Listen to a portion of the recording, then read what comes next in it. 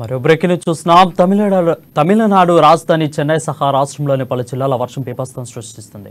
మిచాంగ్ తుఫాన్ ఎఫెక్ట్తో ఎడతెరిపి లేకుండా కురుస్తున్న వర్షాల కారణంగా జనజీవనం అస్తవ్యస్తంగా మారింది.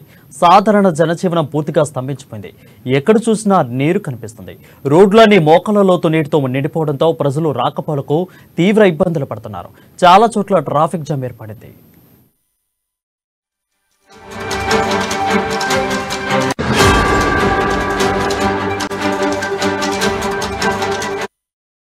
భారీ వర్షం వరదల కారణంగా రైల్వే రాకపోకలకు కూడా అంతరాయం కలుగుతుంది. పలు రైళ్లను రైల్వే శాఖ తాత్కాలికంగా రద్దు చేసింది.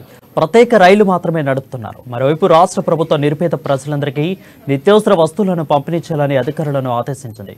అదే సమయంలో వర్షం కూడా విమానాల రాకపోకలపై ప్రభావం చూపిస్తుంది. పలు విమానాలను కూడా రద్దు చేశారు. చాలా విమానాలు రూట్లు మార్చబడ్డాయి.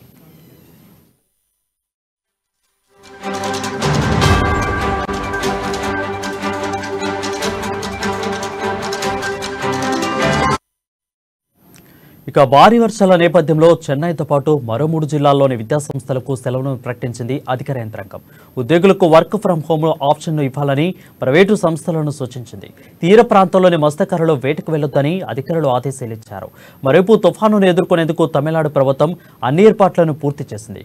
5,000కు పైగా రిలీఫ్ క్యాంపులను ఏర్పాటు చేసింది.